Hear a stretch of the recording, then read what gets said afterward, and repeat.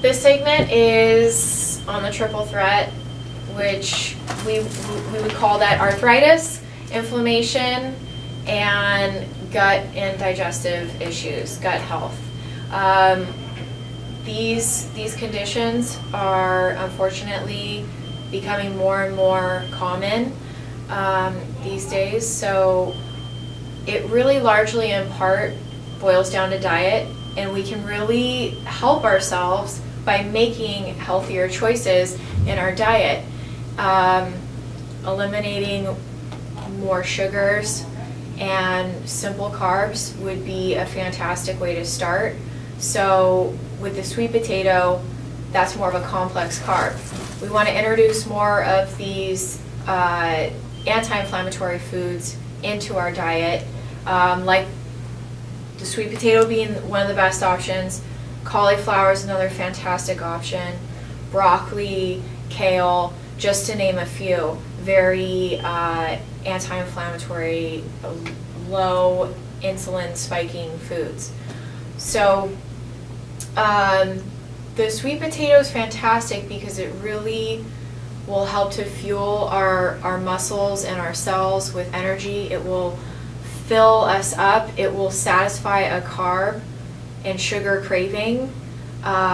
It will send signals to the brain quickly that we are satiated and we're full.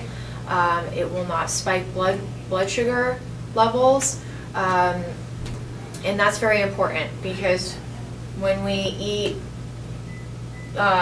foods that spike blood sugar, like simple carbs and sugars, then we're just kind of on that roller coaster all day, up and down, crashing, trying to find caffeine or foods to pick you back up.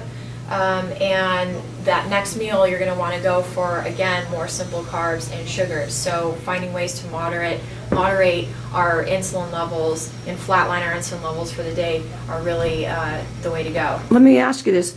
Being that diabetes is on the rise, will the sweet potato interfere with diabetes medication, or would it help because it's like sort of like an insulin booster or insulin level or something? No, I mean the sweet potato will really help all of these anti-inflammatory high fiber foods. Okay. Will definitely help in moderating blood sugar because that's what the medication is typically trying to do is flatline those levels so we're not so up and down. So, and incorporating more of these types of foods into our diet could even possibly mean that maybe we could eventually be doing lower doses of these medications and not relying so heavily on them, because the sweet potato, it's such a it burns long and steady in our digestive system. It's not something that will give us that quick spike. So we'll stay fuller longer. We will make healthier choices for our next meal. It's something that's going to give us that energy that we need and that focus and that clarity, not a quick up and down spike. So what I find interesting is when I roast my sweet potatoes, especially with a little cinnamon, because we all know what good cinnamon is for the body. Yes. Now you got cinnamon and coconut. So my question to you is, with the digestive issues of today, now I don't understand why we have so many issues with our gut. What has gone so wrong in our diet that we have these issues where we didn't have it long ago?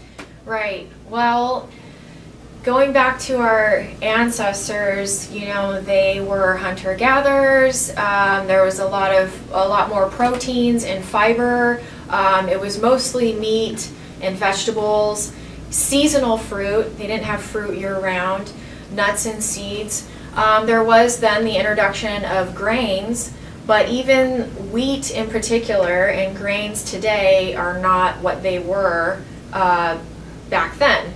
So there's much more, there's hybridization of grains.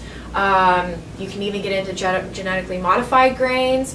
So there's much higher levels just to kind of segue into one particular avenue here, there's higher levels of gluten in the wheat now than there was before, and that's just wreaking havoc on our gut and our intestines. And it's causing holes in the intestines, and food gets through, your body kind of attacks it, there's inflammation issues right there, autoimmunity. So that could be a whole nother segment that we could go into in the future. But so because of all this gut compromisation, it really does boil down to diet, and we really do need to make some healthier choices that aren't going to be so problematic on the gut and the intestines. And sweet potatoes are one of those options. And because they're so high fiber and packed with all of these nutrients, if you want to, you typically would want to combine it with a fat, say like a grass-fed butter option. So with the butter being grass-fed, even more nutrients in the butter, combine that with the sweet potato, and then you're going to enhance your uptake of vitamin A and those fat-soluble vitamins. What about coconut? So rich in vitamin A. Coconut would be perfect too. That's a fantastic fat to incorporate. And just like you were saying with the sweet potato with some maybe coconut butter and cinnamon, cinnamon is one of the best things you could incorporate with sweet potato because it is so blood sugar stabilizing.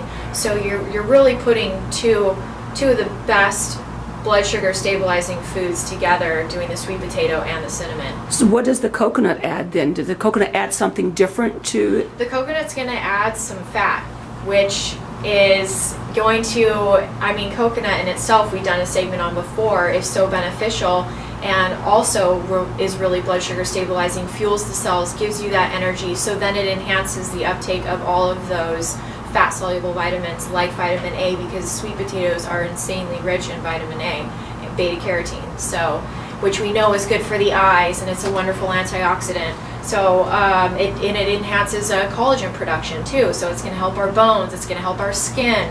So combine your veggies with fats, particularly grass-fed healthy fats, from the butter or the coconut. So that'll wrap up that segment. Thank you very much.